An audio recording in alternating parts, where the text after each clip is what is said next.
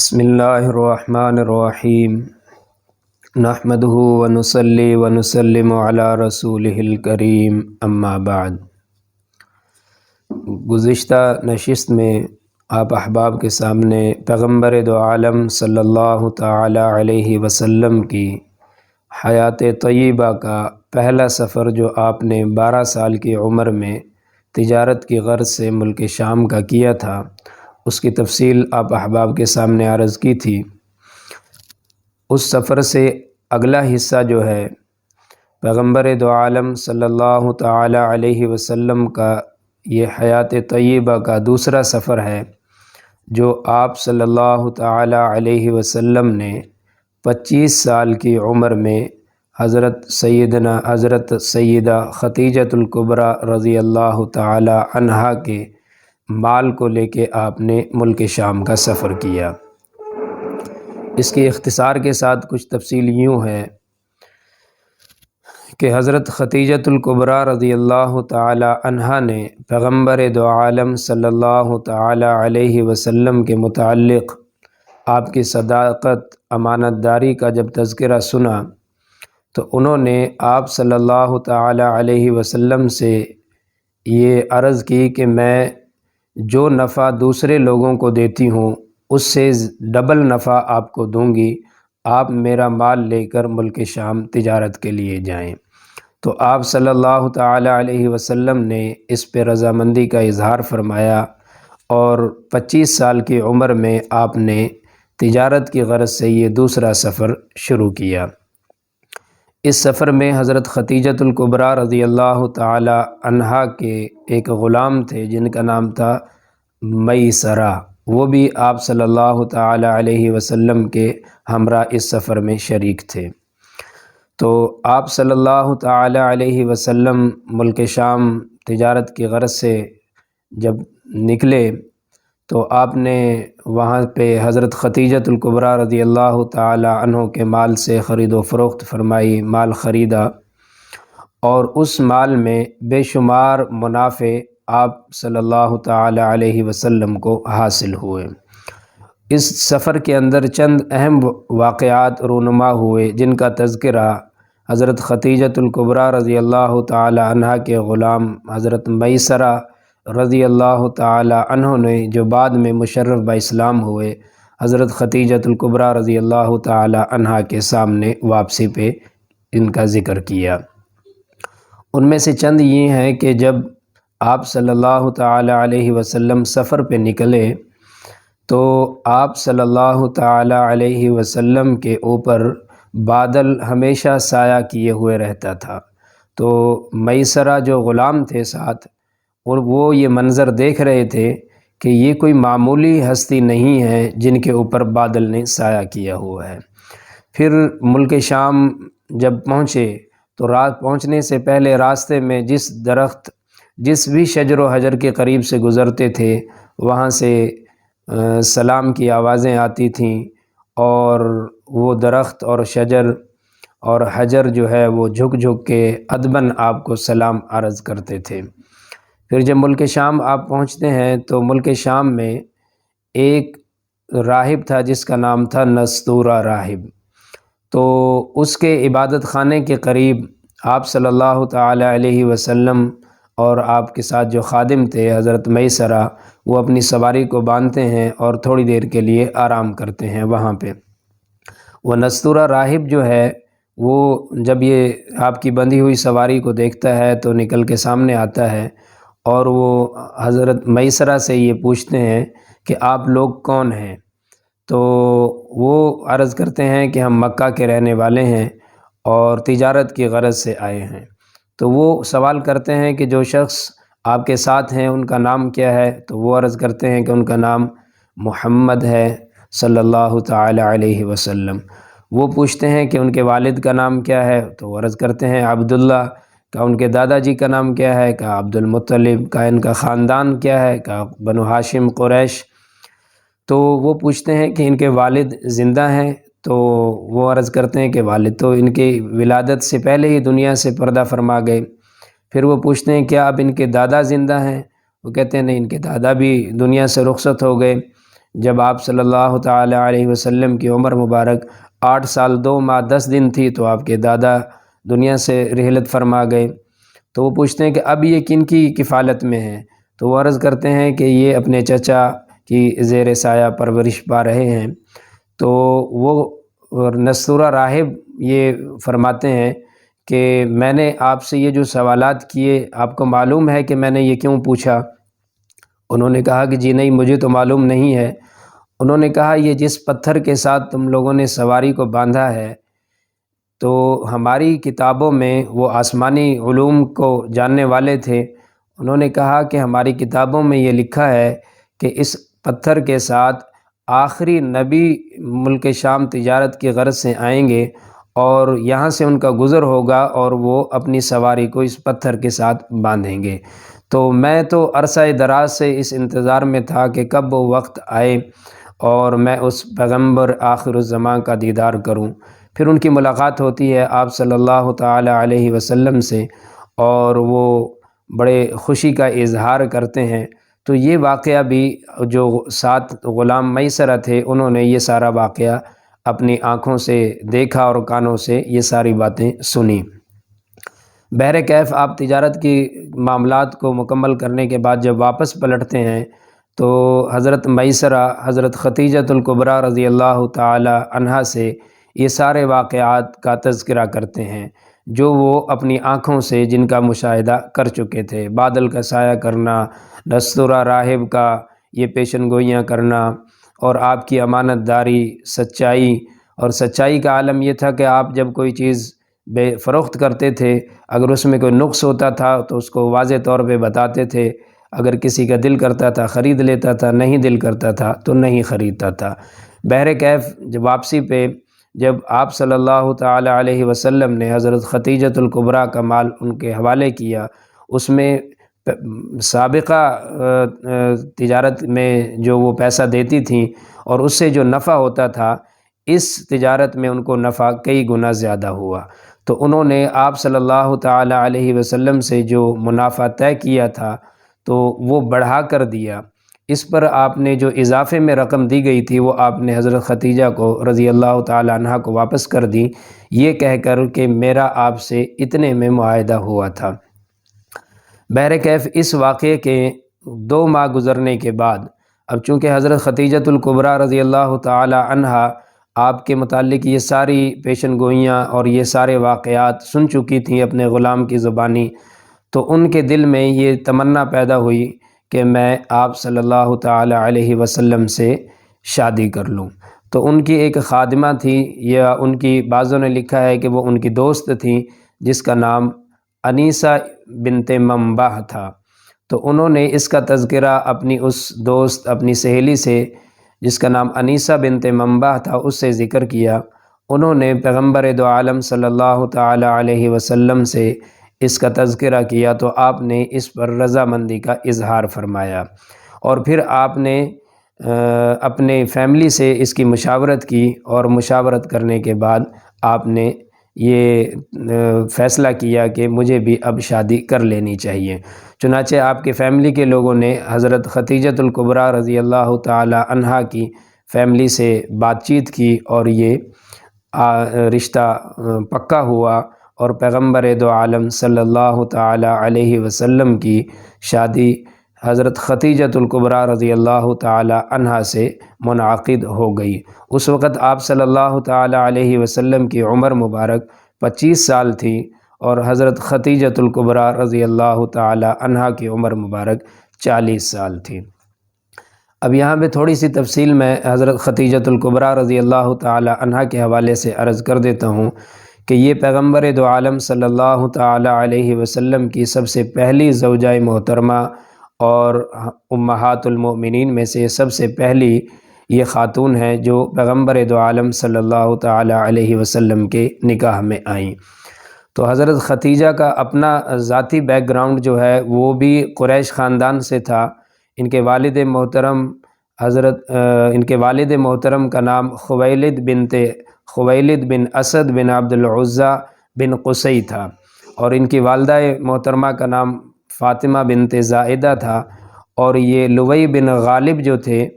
ان کے دوسرے بیٹے عامر کی اولاد سے تھیں۔ تو آپ کے والد محترم جو تھے خویلد، وہ جب جنگ فجار ہوئی جس میں آپ صلی اللہ تعالیٰ علیہ وسلم نے 12 سال کی عمر میں شرکت فرمائی تھی، تو اس کے اندر ان کے والد محترم دنیا سے رخصت ہو گئے تھے، اور حضرت ختیجۃ الکبریٰ رضی اللہ تعالیٰ عنہا اپنے والدین کے ہاں اکلوتی تھیں، اس لیے تجارت کی سارے معاملات وہ خود ہی دیکھتی تھیں، نہ ان کا کوئی بھائی تھا اور نہ ان کی کوئی بہن تھی۔ بہرکیف حضرت ختیجۃ الکبریٰ رضی اللہ تعالیٰ عنہا کا اسم مبارک حضرت ختیجہ تھا، اور آپ کا لقب جو تھا وہ طاہرہ تھا، اور آپ کی کنیت جو تھی وہ ام ہند تھی۔ 40 سال کی عمر میں پیغمبر دو عالم صلی اللہ تعالیٰ علیہ وسلم سے نکاح ہوتا ہے، اور آپ صلی اللہ تعالیٰ علیہ وسلم کے نکاح میں آنے سے قبل 2 شادیاں ان کی ہو چکی تھیں۔ پہلی شادی ان کی جو تھی وہ عتیق بن عائز مخزومی سے ہوئی، اور بعض فرماتے ہیں کہ ان سے کوئی اولاد نہیں تھی، اور بعض مورخین نے یہ لکھا ہے کہ ان سے ایک بیٹی پیدا ہوئی جس کا نام ہند تھا۔ اور پھر اس کے بعد دوسری شادی ان کی ابو حالہ ہند بن نباش تمیمی، اور بعض نے یہ نام ابو حالہ بن زرارہ کے نام سے بھی لکھا ہے، ان سے شادی ہوئی اور ان سے 2 بیٹے پیدا ہوئے، ان میں سے ایک کا نام ہند تھا اور دوسرے کا نام حالہ تھا۔ بعض مورخین یہ فرماتے ہیں کہ یہ بڑے بھی ہوئے، مشرف با اسلام بھی ہوئے، اور بعض کا کہنا یہ ہے کہ یہ بچپن کے اندر ہی اللہ کو پیارے ہو گئے تھے۔ تو تیسری شادی جو تھی وہ پیغمبر دو عالم صلی اللہ تعالیٰ علیہ وسلم کے ساتھ ہوتی ہیں، اور آپ سے شادی ہونے کے بعد آپ کی جتنی بھی اولاد ہیں سوائے حضرت ابراہیم کے، تمام کی تمام اولاد جو تھی وہ حضرت ختیجۃ الکبریٰ رضی اللہ تعالی عنہا سے پیدا ہوئیں۔ سب سے پہلے آپ کے بیٹے پیدا ہوئے حضرت قاسم رضی اللہ تعالی عنہ، جن کی نسبت سے آپ کی کنیت ابو القاسم پڑی۔ تو وہ تقریباً 2 سال کی عمر کے تھے کہ وہ اللہ کو پیارے ہو گئے۔ اس کے بعد آپ کی صاحبزادی حضرت زینب رضی اللہ تعالی عنہا پیدا ہوئیں، جو آپ بیٹیوں میں سب سے بڑی ہیں۔ تو اس کے بعد حضرت رقیہ اور حضرت ام کلثوم اور حضرت فاطمہ الزہرا رضی اللہ تعالی عنہا، یہ 4 بچیاں اور ایک بیٹا حضرت ختیجۃ الکبریٰ رضی اللہ تعالی عنہا سے پیدا ہوئے۔ تو حضرت قاسم کا تو میں نے عرض کر دیا کہ وہ 2 سال کی عمر میں اللہ کو پیارے ہو گئے تھے، اور حضرت زینب رضی اللہ تعالی عنہا، یہ ان کا نکاح حضرت ابو العاص بن ربیع، یہ حضرت عثمان رضی اللہ تعالی عنہ کے رشتہ دار ہیں، اور بنو امیہ سے ان کا تعلق تھا، تو ان کے ساتھ آپ نے ان کا نکاح کیا، اور ان سے 2 بچے پیدا ہوئے، ایک بیٹا اور ایک بیٹی۔ بیٹے کا نام علی تھا اور بیٹی کا نام امامہ تھا، اور یہ امامہ وہی بچی ہے جن سے حضرت فاطمہ الزہرا رضی اللہ تعالی عنہ کے وصال کے بعد سیدنا علی المرتضیٰ رضی اللہ تعالی عنہ نے نکاح فرمایا تھا۔ تو بیٹے کے متعلق تو مورخین یہ فرماتے ہیں کہ یہ بچپن کے اندر انتقال فرما گئے تھے، اور بعض کا کہنا ہے کہ یہ 6 سال کی عمر میں دنیا سے رخصت ہو گئے تھے۔ تو سن 8 ہجری میں حضرت زینب رضی اللہ تعالی عنہا کا وصال ہوتا ہے، اور جب یہ غزوہ بدر ہوتا ہے تو حضرت ابو العاص بن ربیع جو ان کے خاوند تھے اس وقت تک مسلمان نہیں ہوئے تھے، اور جب وہ قید ہوئے تو حضرت زینب رضی اللہ تعالی عنہا نے ان کے فدیے میں اپنا وہ ہار دیا تھا جو حضرت ختیجۃ الکبریٰ رضی اللہ تعالی عنہا نے ان کو ان کی رخصتی کے وقت دیا تھا۔ تو جب پیغمبر دو عالم صلی اللہ تعالی علیہ وسلم کے سامنے وہ ہار آتا ہے تو آپ کی آنکھیں نم ہو جاتی ہیں، اور آپ فرماتے ہیں کہ میری خواہش یہ ہے کہ ابو العاص بن ربیع کو کی فدیے کی قیمت میں خود اپنی طرف سے ادا کرتا ہوں، اور یہ میری بیٹی کا ہار اسے واپس کر دیا جائے۔ تو بہرکیف صحابہ اکرام نے جب یہ منظر دیکھا تو انہوں نے بلا کسی فدیے کے حضرت ابو العاص بن ربیع کو رہا کیا، اور پھر جب وہ رہا ہوتے ہیں تو وہیں پہ مشرف با اسلام ہوتے ہیں۔ تو بہرکیف حضرت زینب رضی اللہ تعالی عنہا کا سن 8 ہجری میں وصال ہوتا ہے۔ اس کے بعد حضرت رقیہ آپ کی دوسری صاحبزادی ہیں، ان کا نکاح حضرت عثمان بن عفان رضی اللہ تعالی عنہ سے ہوتا ہے، اور ان سے آپ کے 2 بچے ہوتے ہیں اور وہ بچپن کے اندر ہی اللہ کو پیارے ہو جاتے ہیں۔ اور پھر سن 2 ہجری میں جب غزوہ بدر ہوتا ہے تو آپ صلی اللہ تعالیٰ علیہ وسلم بدر کے لیے روانہ ہوتے ہیں، اور حضرت رقیہ بیمار ہوتی ہیں، ان کی تیمارداری کے لیے حضرت عثمان رضی اللہ تعالیٰ عنہ کو مدینہ آپ چھوڑ کے جاتے ہیں۔ تو جب آپ غزوہ بدر سے فارغ ہوتے ہیں،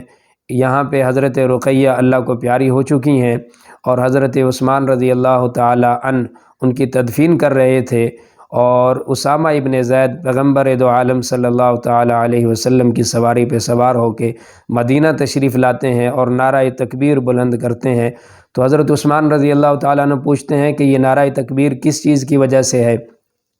تو اسامہ ابن زید سامنے آتے ہیں اور یہ خوشخبری دیتے ہیں کہ اللہ تعالیٰ نے اپنے حبیب اور مسلمانوں کو فتح دی اور کفار کو شکست دی۔ تو یہ خبر جب حضرت عثمان رضی اللہ تعالیٰ عنہ کے کان میں پڑتی ہے، اس وقت وہ حضرت رقیہ رضی اللہ تعالیٰ عنہا کی تدفین کر رہے ہوتے ہیں۔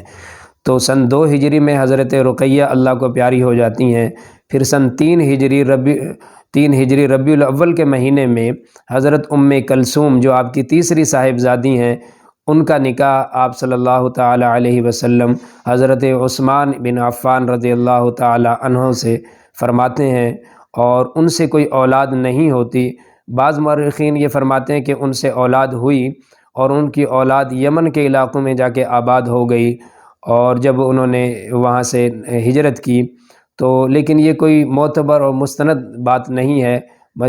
معتبر اور مستند بات یہی ہے کہ ان سے کوئی اولاد نہیں تھی، اور سن 9 ہجری میں ان کا انتقال ہوتا ہے۔ آپ صلی اللہ تعالیٰ علیہ وسلم خود نماز جنازہ پڑھاتے ہیں، قبر کے قریب آپ تشریف فرما ہوتے ہیں، حضرت علی اور حضرت فضل ابن عباس، اسامہ ابن زید ان کو قبر کے اندر اتارتے ہیں، اور اس موقع پہ آپ صلی اللہ تعالیٰ علیہ وسلم نے فرمایا اگر میری 10 بیٹیاں بھی ہوتی تو میں یکے بعد دیگرے عثمان کے نکاح میں دے دیتا۔ اس کے بعد آپ کی سب سے چھوٹی اور سب سے پیاری بیٹی حضرت فاطمہ الزہرا رضی اللہ تعالی عنہا پیدا ہوتی ہیں، اور ان کا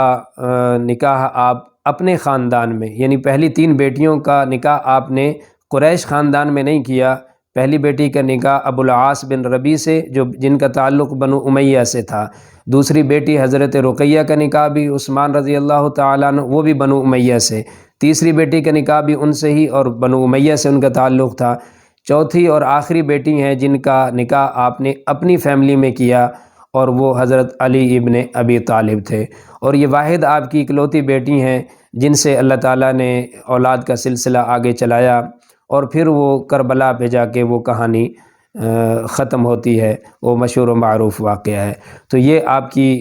حضرت خدیجۃ الکبریٰ رضی اللہ تعالی عنہا سے جو اولاد ہوئی ہے وہ یہ 5 بچے، یعنی 4 بیٹیاں اور 1 بیٹا۔ پھر آپ کا ایک بیٹا جس کا نام ابراہیم تھا، وہ حضرت ماریہ قبطیہ سے پیدا ہوئے، اور ماریہ قبطیہ یہ وہ باندی ہیں جب آپ نے حضرت ایک صحابی رسول تھے حضرت حاطب ابن بلتہ رضی اللہ تعالی عنہ، ان کو آپ نے ایک خط دے کے اور مصر کے بادشاہ مقوقس جو تھا ان کی طرف روانہ کیا تھا۔ وہ مصر اور اسکندریہ کے بادشاہ تھے، تو جب اس بادشاہ کے پاس آپ کا یہ خط پہنچتا ہے، حاطب ابن ابی بلتہ لے کے جب پہنچتے ہیں، وہ پورا خط پڑھتے ہیں اور آپ کی بارے میں معلومات حاصل کرتے ہیں، تو وہ آپ کو کچھ گفٹ دیتے ہیں، جن میں انہوں نے 2 باندیاں دیں، اور آپ کو کچھ قیمتی جوڑے دیے، اور ایک خچر دیا جس کا نام تھا دلدل۔ یہ شاہ مقوقس نے آپ کو ہدیتاً پیش کیا تھا۔ تو اس میں 2 باندیاں تھیں، ایک کا نام سیرین تھا اور ایک کا نام ماریہ قبطیہ تھا۔ تو حضرت ماریہ سیرین جو باندی تھی وہ آپ نے اپنے ایک صحابی کو دے دیں، اور ماریہ قبطیہ سے آپ نے خود نکاح فرمایا، اور حضرت ماریہ قبطیہ رضی اللہ تعالی عنہا سے سیدنا حضرت ابراہیم علیہ السلام پیدا ہوئے، اور پھر آپ نے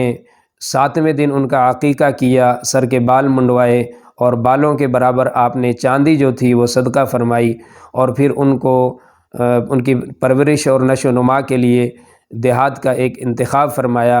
اور پھر حضرت ابراہیم رضی اللہ تعالی عنہ جو آپ کے لخت جگر تھے، یہ 16 یا 17 ماہ، بعض نے 18 ماہ کی عمر بھی لکھی ہے، لیکن مشہور و معروف قول کے مطابق 16 یا 17 ماہ کی عمر میں حضرت ابراہیم اللہ کو پیارے ہو جاتے ہیں، اور آپ ان کی جدائی پہ آپ کی آنکھیں نم ہوتی ہیں، اور صحابہ اکرام پوچھتے ہیں کہ سرکار آپ اللہ کے نبی ہیں اور رو رہے ہیں؟ تو آپ اس پہ فرماتے ہیں کہ محبت تو اللہ تعالیٰ نبیوں کے دل کے اندر بھی اولاد کی اتنی ہی رکھتا ہے جتنی ایک عام آدمی کے اندر ہوتی ہے، بلکہ اولاد سے محبت تو ایک فطری عمل ہے، ہر آدمی کو ہوتی ہے، خواہ وہ نبی ہو یا غیر نبی ہو۔ تو یہ مختصراً سا آپ کی فیملی کا تعارف آپ کی خدمت میں عرض کیا ہے۔ میری اللہ تعالیٰ سے دعا ہے کہ اللہ تعالیٰ ہم سب کو اپنے نبی کی سیرت کو سیکھنے، سمجھنے اور اس پہ عمل پیرا ہونے کی توفیق نصیب فرمائے۔ وآخر دعوانا ان الحمد للہ رب العالمین۔